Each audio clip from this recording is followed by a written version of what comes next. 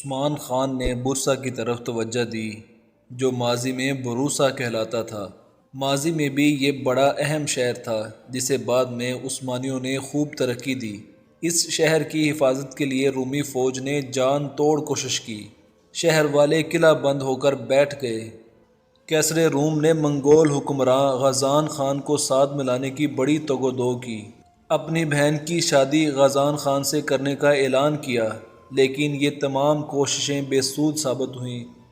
بہرحال یہ ضرور ہے کہ برسا والوں نے 717 ہجری 1317 عیسوی سے 726 ہجری 1326 عیسوی تک، یعنی تقریباً 10 سال کے طویل عرصے تک عثمانی فوج کے محاصرے کے خلاف مزاحمت کی، لیکن عثمانی فوج کی مستقل مزاجی کے آگے وہ اس سے زیادہ نہ ٹھہر سکے۔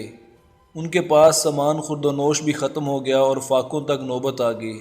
برسا کے خلاف جہاد کا آغاز عثمان خان نے کیا تھا۔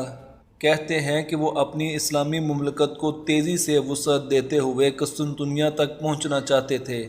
یہ خواب ان کی زندگی میں تو پورا نہ ہو سکا، البتہ دولت عثمانیہ کے حکمران سلطان محمد فاتح نے اس خواب کو پورا کر دکھایا۔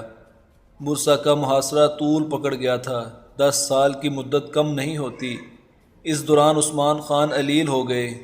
وہ سوغد چلے گئے اور برسا کی فتح کی خوشخبری کا بے تابی سے انتظار کرنے لگے۔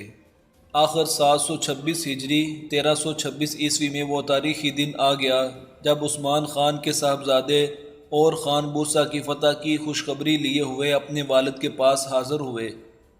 اس کے چند دنوں بعد 21 رمضان المبارک 726 ہجری 21 اگست 1326 عیسوی کو عثمان خان سفر آخرت پر روانہ ہو گئے۔